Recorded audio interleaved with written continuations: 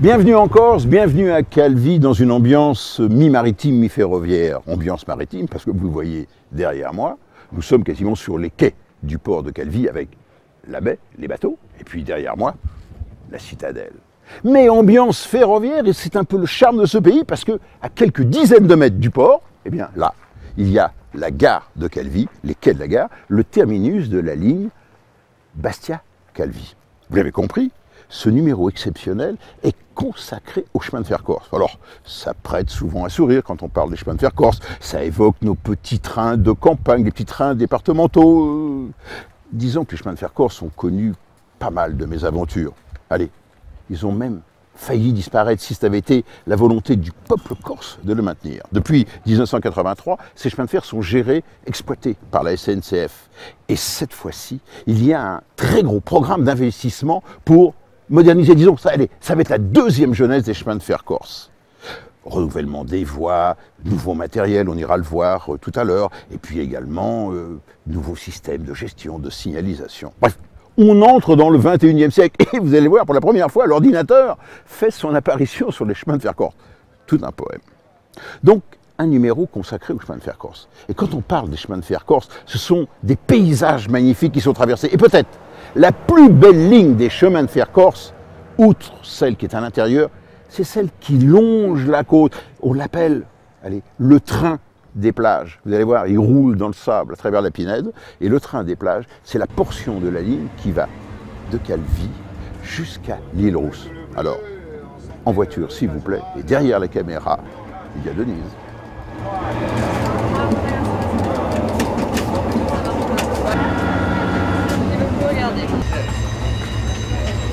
Bonjour.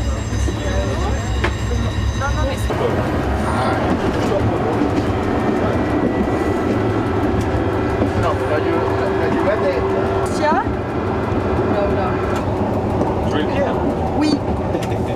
Vous n'êtes pas en cheville avec lui, c'est ça? Pierre Joël, bon vous voulez, ça dépend. Parce qu'il est bien luné, c'est Pierre Joël.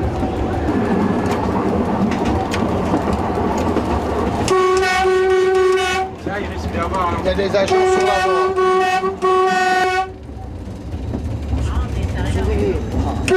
À lui, filmez à lui.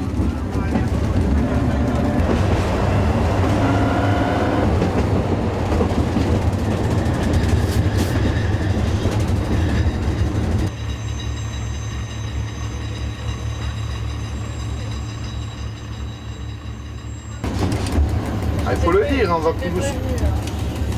Ah, attendez, oh, là je vous berce. Hein.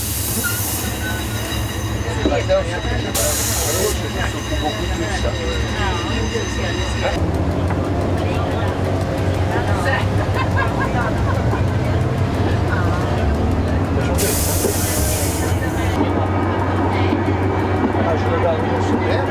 Alors s'il marche, je le renvoie, je le fais changer et tout. Et tomber sur un portable, elle a payé, elle a fait une ouverture de ligne et tout. Effectué, on va changer. Et voilà. là. Allez, ceux qui vont sur Bastia, Corte et Ajaccio, c'est le plus en face. Hein.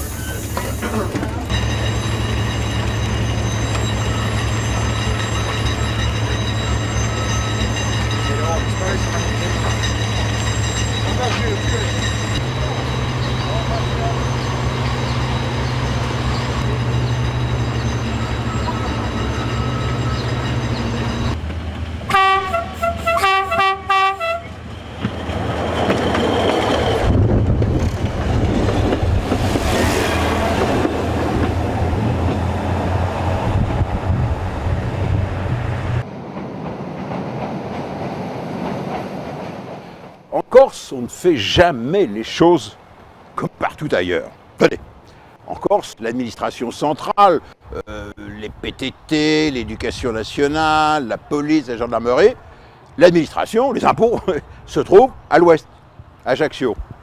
Mais le chemin de fer, lui, se trouve à l'est, il se trouve ici, à Bastia. Bastia, c'est l'administration, la direction des chemins de fer corse. Alors pourquoi, direz-vous? C'est pas un hasard. Parce que finalement, quand on regarde bien la position de la Corse, quand vous voulez construire un chemin de fer, et on remonte en arrière en 1878, eh bien, il fallait amener du matériel, beaucoup de matériel, des hommes, il fallait amener des locomotives, des traverses, on prenait le bois sur place, mais il fallait des rails, etc.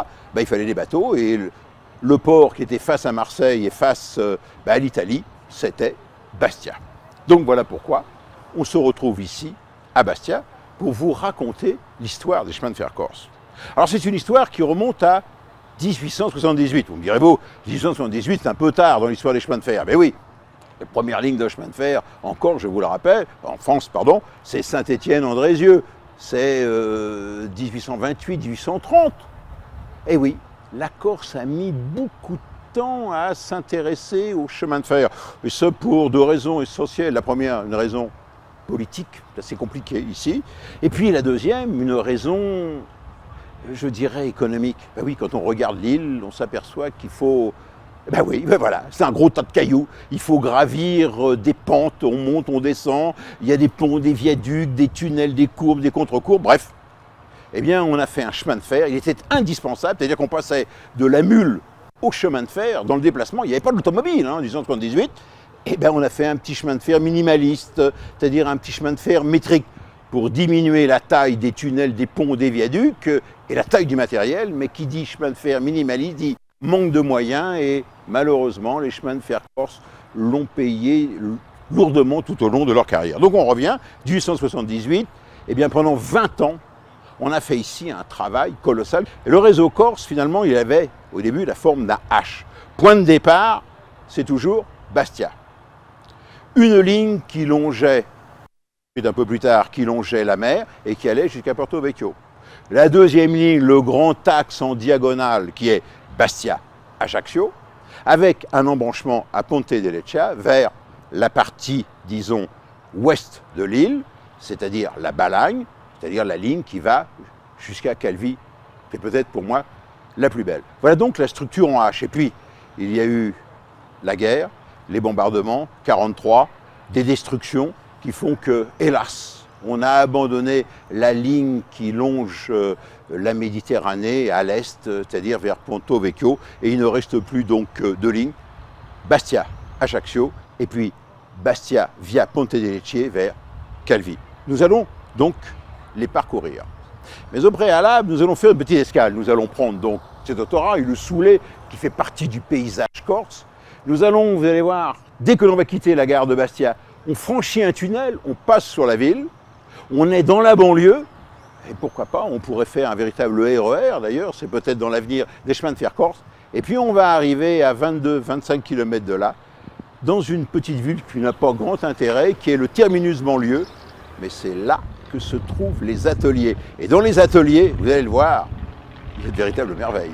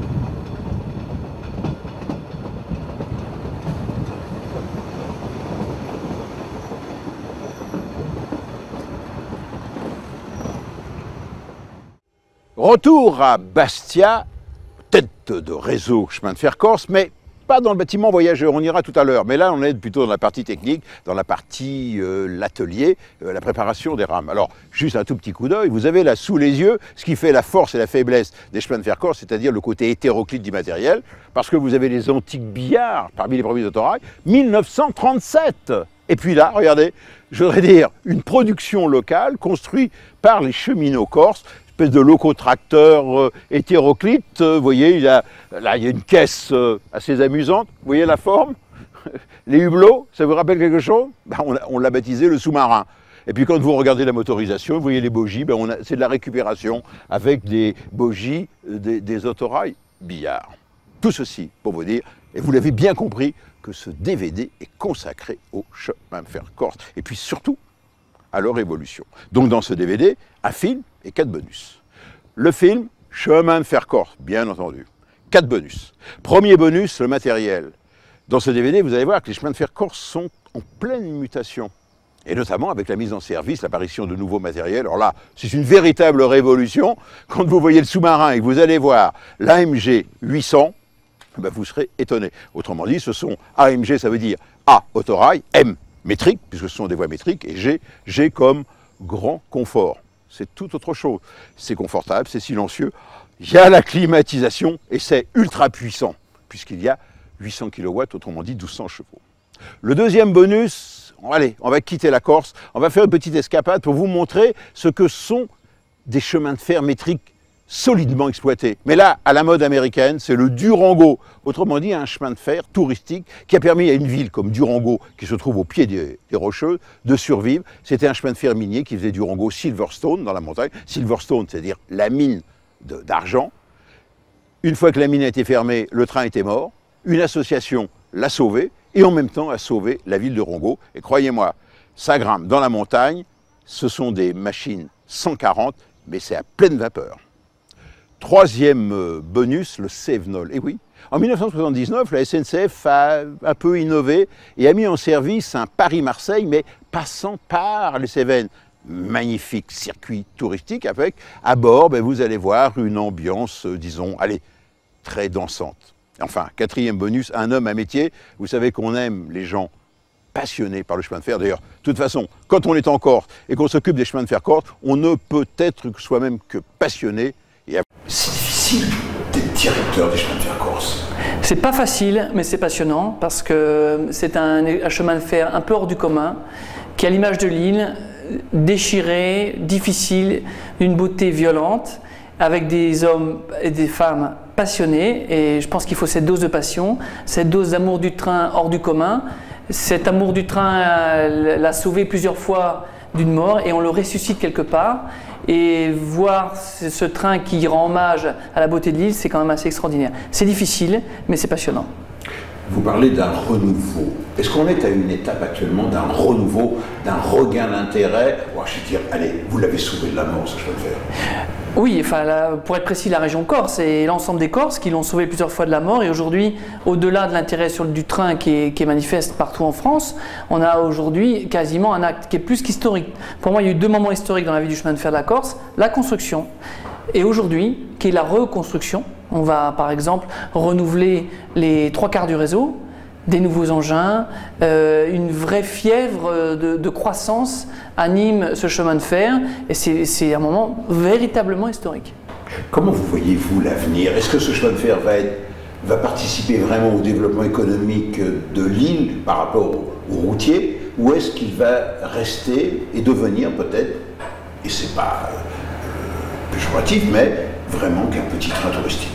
C'est très simple, on va prendre même le dernier mois écoulé, aujourd'hui, sur le transport public direct, c'est-à-dire le transport par exemple de la banlieue de Bastia, le périurbain de Bastia-Casamance, évolue, croît beaucoup plus vite que le reste du trafic, donc beaucoup plus vite que la moyenne touristique. C'est indéniablement dans les actes de construction et de foi du chemin de fer de la Corse, il va dans les mois, années qui viennent conquérir ces lettres de noblesse du transport public.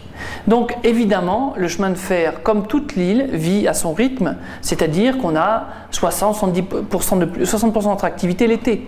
Mais je dirais l'irrigation de la vie corse ce pourquoi il a été construit.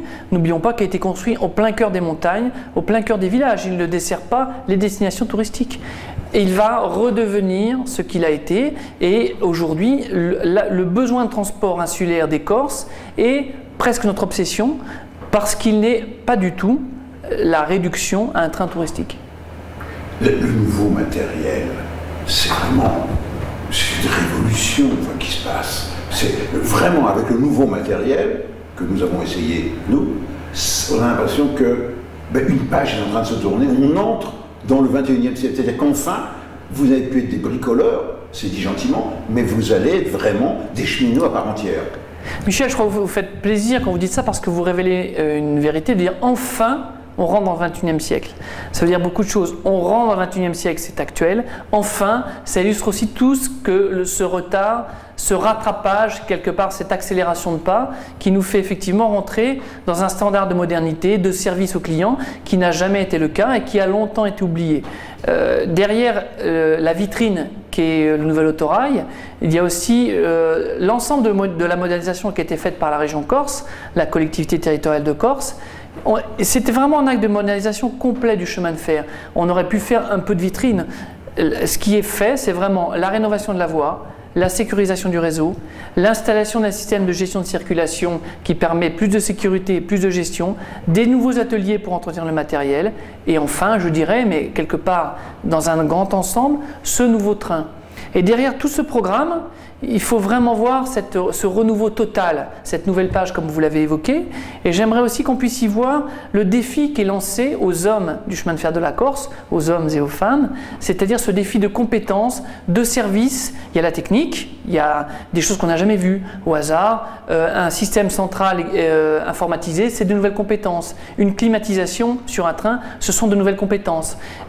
Et aussi servir les clients dans un autre acte de service public et commercial pour l'été, c'est tout ce défi qui nous est lancé et que j'ai l'honneur, avec tous les cheminots corses, de vouloir relever.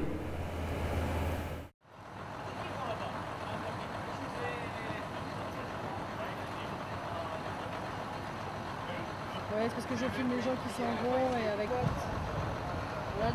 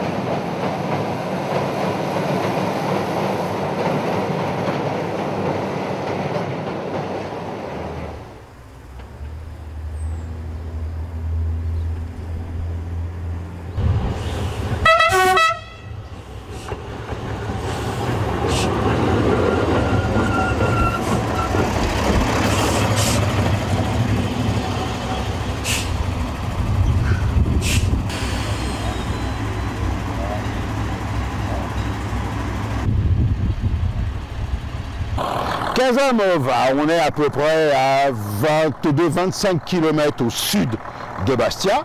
C'est une gare de passage en direction, vous voyez, d'Ajaccio, ici, avec l'autorail. Mais en fait, c'est là que se trouve ce que j'appelle le dépôt, l'atelier, les ateliers d'entretien. Et surtout, avant de visiter l'atelier d'entretien, qui est très intéressant, vous allez voir que les gars ne reculent devant rien, vous allez découvrir un peu l'historique du matériel des chemins de fer corse. Parce qu'ici, eh bien, tout est réuni. Ça, c'est la génération actuelle. Mais regardez bien là-bas au fond. Vous voyez là-bas, on va aller le voir. Ça, c'est 1937. Les premiers autorails billards qui ont succédé et remplacé la traction à vapeur. Donc, 1937, les fameux autorails billards. Les autorails très légers, 150 chevaux.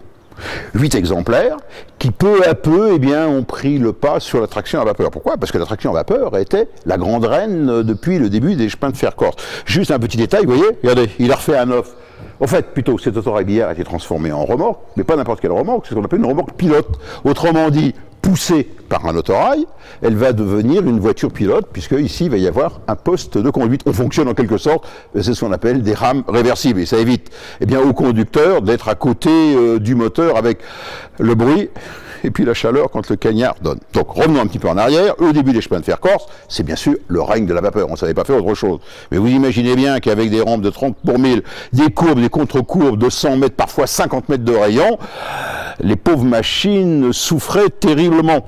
C'était les 0,50 pour tirer les lourds trains de marchandises, et puis les fameuses machines articulées, les fameuses Malais, dont malheureusement aucune n'a survécu. Malais que l'on trouve encore en France sur le Vivarais. Ben, avec la Deuxième Guerre mondiale, eh bien, fin de la vapeur, exit la vapeur, vive le diesel, vive les autorails. Donc après les billards, 10 ans plus tard, 1947, nouvelle génération des autorails, plus puissants, plus modernes, les fameux Renault ABH, que Toussaint, spécialement pour nous, nous a sortis de l'atelier.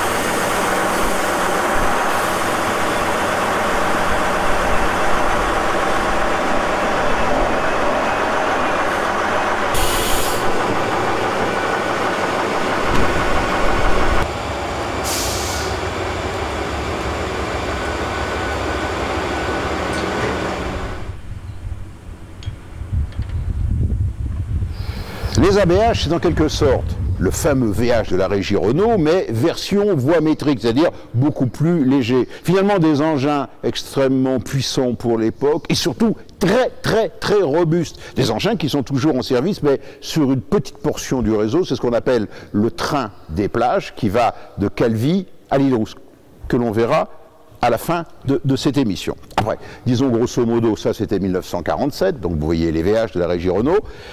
Nouvelle génération, cette fois-ci c'est du matériel qu'on appelle les CFD, nouveaux constructeurs, avec des moteurs MAN sous le plancher, c'est les X2000. 1980, une nouvelle génération d'autorail des CFD, les X5000. Et puis, vous voyez, quasiment tous les 10 ans, encore une nouvelle génération, vous l'avez là derrière moi, c'est ce qu'on appelle les Soulés. Soulés du nom du constructeur à Bagnères de Bigorre. Et là encore, nouvelle génération de matériel, nouvelle motorisation et bien entendu, nouveaux problèmes d'entretien et de maintenance. Ce sont les X90-7000 qui assurent le plus gros du trafic, surtout entre Bastia et Ajaccio. Vous imaginez bien qu'avec un parc aussi disparate et parfois très vieux, eh bien cela pose de gros problèmes de maintenance. Et la maintenance, c'est capital pour le fonctionnement d'un réseau. Et vous allez le voir, quand on visite cet atelier ici, eh bien on est agréablement surpris. Mais ce qu'il y a peut-être de plus étonnant avec les chemins de fer corse, c'est la technicité et le professionnalisme de la maintenance. La maintenance, c'est la clé du matériel. Attendez, je suis dans le hall de maintenance, et vous allez voir, on n'a peur de rien. Attendez, ça c'est rien. Ben, c'est pas petit, mais ça, c'est les arbres de roue, la transmission. Vous voyez, c'est ce qu'on appelle un pont arrière sur un camion. Vous voyez la taille des pièces. Tenez, venez voir. On n'hésite pas, eh bien, à reprofiler les roues, hein, les essieux. Pour ça, voilà, vous voyez, là, il y a un tour. Un grand tour de professionnel. Plus loin, il y a une presse. Il y a une presse qui permet d'emmancher à force, vous voyez, la roue sur l'axe. Et ça, il y en a bien peu qui savent le faire. C'est le savoir-faire de la SNCF, c'est les gens de la SNCF qui viennent ici. Mais c'est pas tout. Suivez-moi, venez voir la mécanique, c'est là-bas. Ben là au fond de l'atelier, on refait les moteurs. Tenez, il y en a un, c'est celui qui est couché sous le châssis de l'autorail, vous voyez. C'est un banc d'essai. Ben oui, on le remonte et puis on le fait tourner au banc d'essai. Exactement ce qui se passe avec les voitures. Tenez, voilà un moteur qui est refait, qui est tout neuf. On repart, on fait, voilà ça vous reconnaissez, là on a bouché, et là c'est, attendez, vous voyez, on a refait les cylindres, les pistons, Et puis, pour vous montrer la taille des pistons, c'est pas du petit matériel. Hein. Sur vos voitures, les pistons, c'est allez, 8 cm. Vous voyez la taille, les bielles. On est à l'ancienne, la régule, des bielles. Enfin bref, ici, on n'a peur de rien. C'est un chemin de fer qui a toujours été livré un peu à lui-même, et les gens, nos anciens se sont toujours débrouillés. Hein. Donc il fallait faire rouler les trains avec peu de moyens que nous avions. Et ensuite, avec la venue de la SNCF, on a commencé à avoir un concours technique, et ce sont des gens qui nous aident beaucoup. Donc le chemin de fer ne peut faire que progresser. Ici, si vous voulez, nous n'avons pas de matériel unifié, nous avons une variété de matériel. On a les séries d'autorail X2000, CFD, on a les 5000 CFD, on a les soulets, on a les locotracteurs et on aura le nouveau matériel. Donc au niveau approvisionnement de pièces, c'est assez complexe. Il faut avoir un petit stock et c'est difficile à gérer parce qu'on est loin, les délais sont très longs. Et c'est ça qui nous perturbe un peu. Il faut essayer de jongler. On sent que maintenant, on voit, comme on dirait, le bout du tunnel. Hein. Et surtout grâce à la venue de la SNCF, parce qu'au niveau technique, ce sont les premiers. Hein. Voilà. Nous allons quitter à regret ces ateliers, parce que tout de même, avouez que c'est bien sympathique de voir des gens qui ont la foi, qui aiment leur métier, qui font du très beau boulot. Et puis nous allons reprendre les bons vieux soulets. Et cette fois-ci, bien pour faire la ligne royale, principale, la ligne napoléonienne, c'est-à-dire que l'on va faire Bastia-Ajaccio. Et là, je vous fais ce dessin. Pour aller de Bastia à Ajaccio, eh bien oui, on va passer de part et d'autre de la Corse. Il y a la mer de chaque côté, mais entre les deux, il y a la montagne. Et c'est-à-dire qu'il va falloir grimper jusqu'à un col, 900 mètres d'altitude. Là, on a percé un tunnel de près de 4 km de long. C'est tout de même étonnant. Et surtout, vous allez voir, la végétation va changer. On va quitter la végétation méditerranéenne. D'ailleurs, là, actuellement, vous voyez, il fait 32 degrés ici à Bastia. Et on va monter à 900 mètres d'altitude, en rampe de 30 pour 1000.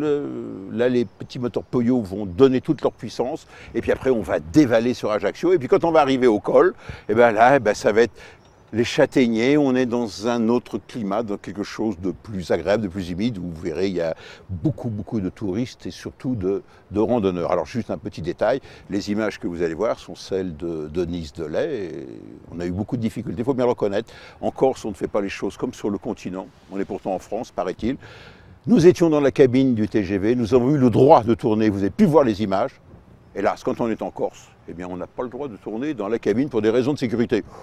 Nous avons roulé à près de 600 à l'heure, là on roule à 40 à l'heure. Mais c'est ainsi, mais tout de même, allez, belle promenade. On quitte la gare de Bastia dans une rame classique double soulée de 480 chevaux. On passe sous la ville dans un tunnel. Au kilomètre 21, on quitte la banlieue de Bastia à la gare de Casamosa. Sur la gauche, les ateliers d'entretien. Et c'est le départ.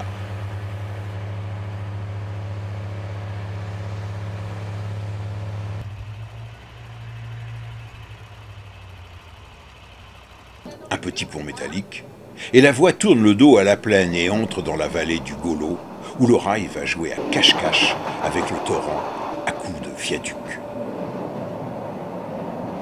Kilomètre 26, le viaduc de Punelli. Puis c'est le viaduc d'Albano.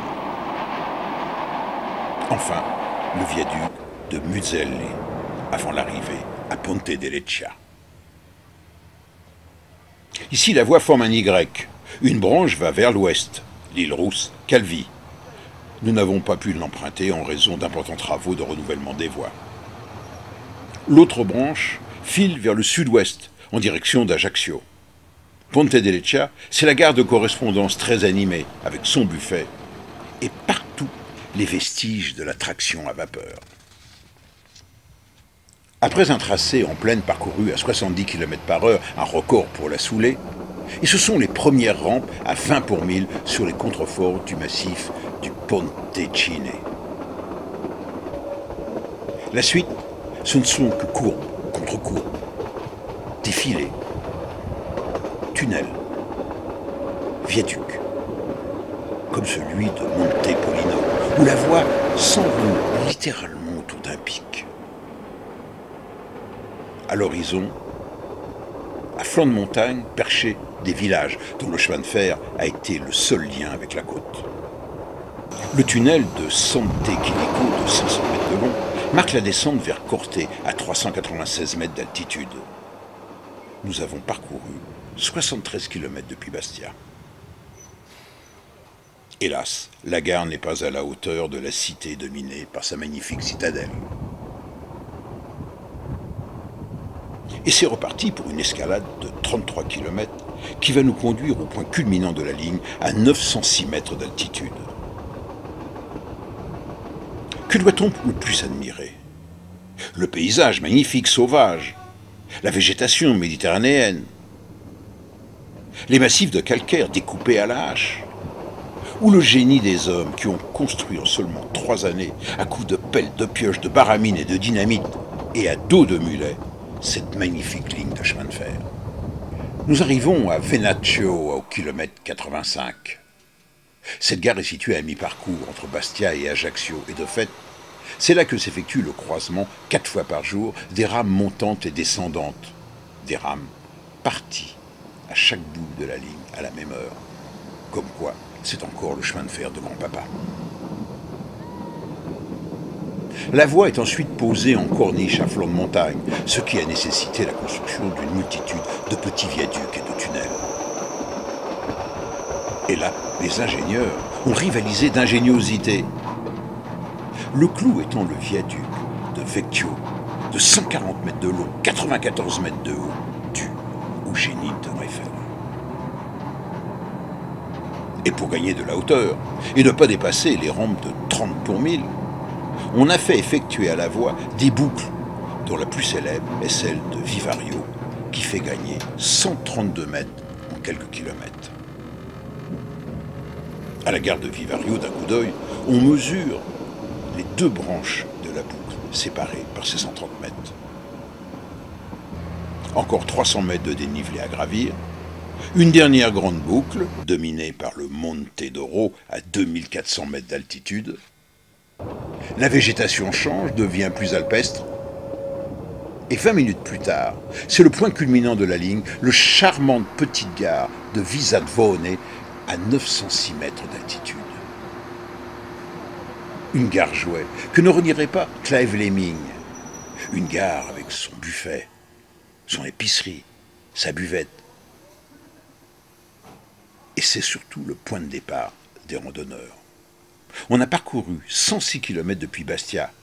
Il en reste encore 50 pour retrouver la mer à Ajaccio. Nous sommes dans la vallée de la Gravone, beaucoup plus large, plus souriante. Les pins ont cédé la place aux châtaigniers. Point de vue inoubliable, le pont du voile de la mariée, du nom de la cascade. Et c'est l'arrivée dans la plaine d'Ajaccio. La traversée de la ville en longeant la baie. Enfin, kilomètre 158, la gare d'Ajaccio, la gare de la cité de Bonaparte, une gare qui demanderait tout de même à être modernisée. Gare d'Ajaccio, 8 h du matin, le soleil commence à donner, il commence à faire chaud. Et sur le quai numéro 2 ici, sur la gare d'Ajaccio, le présent côtoie le futur. Le présent, ce sont les rames sous, les classiques que vous connaissez. Et le futur, eh bien, il est là. Il est plutôt à l'essai. Une nouvelle race d'engin, quelque chose, disons, de fondamentalement nouveau, beaucoup plus puissant, surtout beaucoup plus confortable. Et puis, avec un beau design, une vision panoramique. C'est une rame d'essai. C'est le nouvel autorail, l'AMG. Autorail métrique à grand confort, enfin un grand confort sur les chemins de fer corse. Nous allons effectuer en avant-première un parcours d'essai. Mais regardez bien, dans une rame d'essai, il y a des ingénieurs, des techniciens, il y a des capteurs, il y a l'électronique partout. Il y a des passagers. Regardez. Et voilà les passagers. Ce sont des bidons d'eau.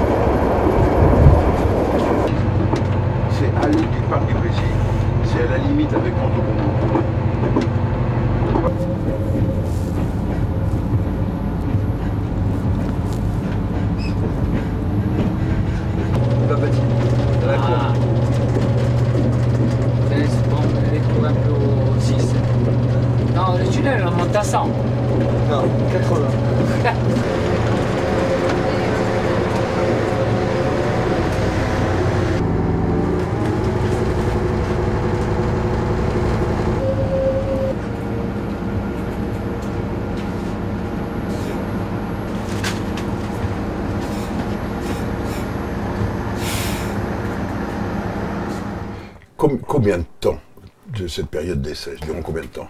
Donc là, actuellement, on en est à 1 an et bon, on peut penser qu'il y a encore au moins 2 mois d'essai. Parce que jusqu'à maintenant, on a fait des essais, quelques modifications, des mises au point qui ont dû être faites suite à ces premiers résultats d'essai. Et puis maintenant, on fait des essais officiels qui serviront à faire les rapports pour la transmission aux autorités, pour valider la mise en fonctionnement du véhicule.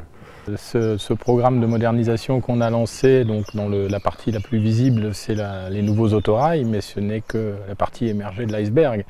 Une modernisation d'un réseau ferroviaire, c'est aussi tout ce qu'on ne voit pas, tout ce qu'on devine, c'est le renouvellement des voies, du ballast, c'est le réaménagement des quais, et puis aussi un énorme challenge, c'est la modernisation du système d'exploitation. L'ensemble du programme de modernisation tel qu'il est aujourd'hui à périmètre constant, c'est-à-dire sans augmentation des longueurs de ligne, c'est 300 millions d'euros. Qui paye? Qui paye? C'est un programme qui est cofinancé essentiellement par l'État dans le cadre du plan exceptionnel d'investissement. C'est également en partie les fonds européens, FEDER, qui viennent en complément, en particulier sur les autorails et sur le système de circulation automatique. Financement, la région finance en part propre à peu près 40% d'investissement. S'il n'y avait pas eu cet effort, parce que c'est énorme, ce coup-ci, on booste les chemins de fer corse, ils étaient condamnés à mort. C'était qui tout double, hein. C'était qui tout double, ils étaient condamnés à mort et c'est pour ça qu'au terme de modernisation, on préfère maintenant le terme de reconstruction. Parce qu'en fait, on reconstruit un outil comme il l'était à sa mise en service, bon, avec des techniques un peu plus modernes, bien sûr, mais finalement, c'est plus une reconstruction complète de l'outil qu'une modernisation. Les deux vont de pair. L'avenir, c'est donc le nouveau matériel. L'avenir également, on l'a vu, c'est le renouvellement presque de la totalité de toutes les voies. L'avenir également, c'est l'infrastructure, c'est la sécurité, c'est la signalisation, ce sont les commandes d'aiguillage. Alors regardez bien, en avant-première, regardez ce qui se passe ici. Pour la première fois, l'ordinateur fait son apparition au chemin de fer corse. Joël, c'est une véritable révolution qui est en train de se passer. Oui, c'est une véritable révolution, puisque d'ici peu, nous allons commander une section de voie unique entre Bastia et Casamotte à l'aide d'une commande centralisée de voie unique. Actuellement, la sécurité repose uniquement sur l'homme, c'est-à-dire que ce sont l'application de procédures par l'homme, procédures de sécurité. La sécurité est uniquement basée donc sur l'homme actuellement. Mais pas sur des signaux, comme à la SNCF. Pas sur des signaux. Les signaux sont à commande libre, c'est-à-dire que l'agent peut l'ouvrir à sa merci. Alors qu'avec la commande centralisée de voie unique, nous aurons des enclenchements électriques et par informatique qui éviteront, par exemple, le nez à nez. On ne pourra plus faire de nez à nez puisque nos enclenchements empêcheront du moins d'ouvrir un signal de chaque côté. C'est-à-dire que quand une section est occupée, qu'il y a un train dessus, elle est verrouillée électriquement et on ne peut pas y faire pénétrer un autre train. C'est exactement, les signaux sont fermés, sont au rouge, tant que cette zone est occupée. L'agent de circulation de Bastia pourra également suivre en temps réel, à l'aide de son écran, où se situent les trains. Et également mettre en évitement des trains, pour pouvoir par exemple se croiser, puisqu'on ne circule qu'en voie unique en Corse, il pourra commander 3 évitements entre Bastia et Casamotte. Vous allez augmenter le débit de la ligne. On va augmenter le débit de la ligne, puisque la ligne de Bastia à Casamotte est la ligne la plus fréquentée actuellement, puisque il y a une densité de population entre Bastia et Casamotte, qui est certainement l'une des plus denses de Corse. Mais ce que vous faites là, sur une petite portion, j'imagine, vous allez l'étendre à l'ensemble du réseau. Alors actuellement, nous allons, en novembre prochain, mettre cette commande centralisée de voie unique entre Bastia et Casamotte. Elle est prévue à moyen terme, même à court terme, d'être étendue entre Casamotte et Calvi. Et à moyen terme, donc, sur tout le réseau, entre Ponteleccia et Ajaccio. Enfin, on rentre dans le 21e siècle. Ça veut dire beaucoup de choses. On rentre dans le 21e siècle, c'est actuel. Enfin, ça illustre aussi tout ce retard, ce rattrapage, quelque part, cette accélération de pas qui nous fait effectivement rentrer dans un standard de modernité, de service au client qui n'a jamais été le cas et qui a longtemps été oublié. Derrière la vitrine qui est le nouvel autorail, il y a aussi l'ensemble de la modernisation qui a été faite par la région Corse, la collectivité territoriale de Corse. C'était vraiment un acte de modernisation complet du chemin de fer. On aurait pu faire un peu de vitrine. Ce qui est fait, c'est vraiment la rénovation de la voie, la sécurisation du réseau, l'installation d'un système de gestion de circulation qui permet plus de sécurité, plus de gestion, des nouveaux ateliers pour entretenir le matériel, et enfin, je dirais, mais quelque part dans un grand ensemble, ce nouveau train.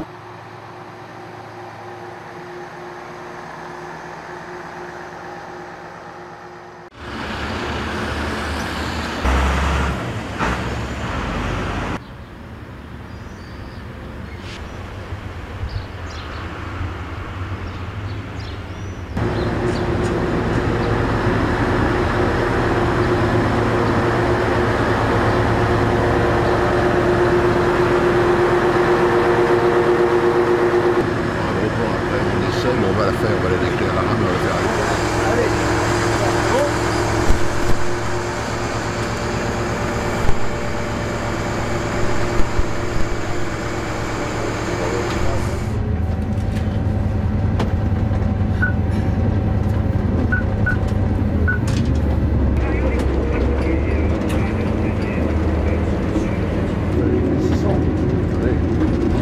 Voilà, ça, il faut l'avoir.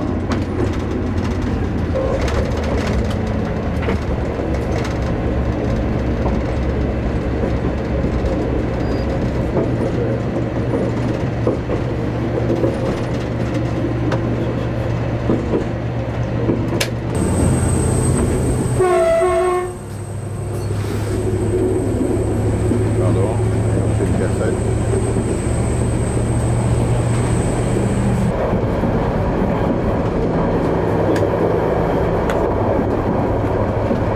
On va se voir à la maison.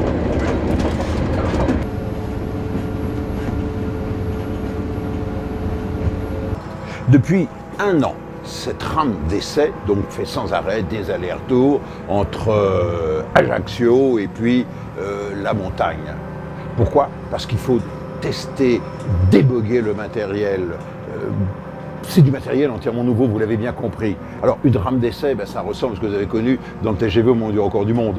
D'abord, c'est truffé de capteurs et de câbles. Un petit aperçu, vous voyez, il y en a partout. Et puis là, vous avez les baies de mesure dans lesquelles sont enregistrés la plupart des paramètres de la rame. C'est-à-dire le bogie, sa stabilité, sa déformation, avec le gauchissement de la voie, ce qui est le problème le plus important ici, parce que la voie se déforme gauche sur 10 mm, ce qui est énorme, et donc fatigue énormément le bogie et la caisse. Ensuite, vous avez, venez voir, après les baies de mesure, regardez, vous avez, je vous ai dit, des passagers. Et ces passagers, eh bien, sont statiques, ils ne sont pas embêtants, ils ne causent pas. Vous voyez? Ce sont des bidons, il y en a près de 100. Dans chaque bidon, il y a 75 litres d'eau, ce qui représente à peu près, disons, le poids d'un passager.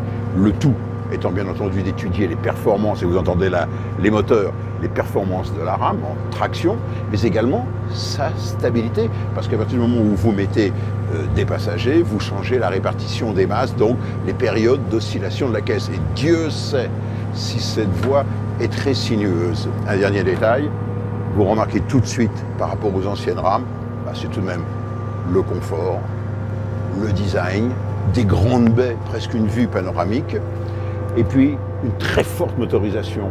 Il y a 2 fois 600 chevaux. Ce sont 2 éléments, vous l'avez vu, accouplés, et les 2 éléments sont 2 motrices, avec chacune un bogie moteur. Et sous la caisse, il y a des moteurs de 600 chevaux. Donc au total, il y a 1200 chevaux, ce qui permet de très étonnante accélération et de gravir, allez, avec beaucoup d'aisance, dirions-nous, des rampes qui sont à près de 35 pour 1000.